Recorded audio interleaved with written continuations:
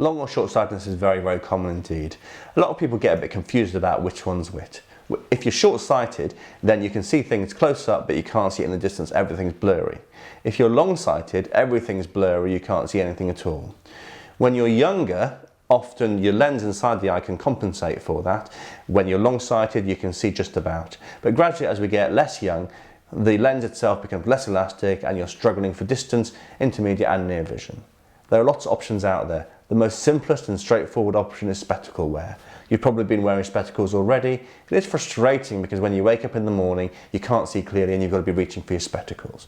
That can drive people crazy. Long-sighted people get it worse because no distance is clear, whereas short-sighted people, at least if you come up here, you can see stuff. Lots of options out there for surgical interventions as well.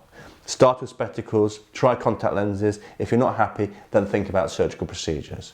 What you have to remember is that these are cosmetic procedures. We're aiming to get you out of your spectacles and keep your good vision for you. We can put lenses into the eye that actually sit in front of the lens called intraocular contact lenses, and there's one called the implantable Collamer lens which is doing very well indeed, and that can get rid of a great degree of short-sightedness and also a great degree of long-sightedness. We've also got options where we take out your lens inside the eye and then replace it with a new lens.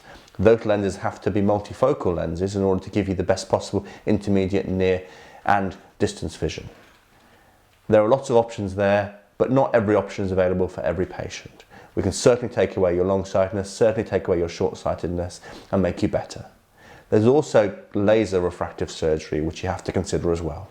Often if you're very long-sighted, then we have to take too much of your cornea off in order to correct you, and that means that we can struggle to do it.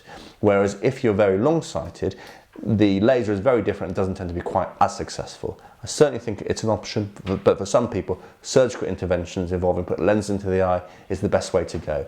And that is my speciality, and that is what I've done advanced training for.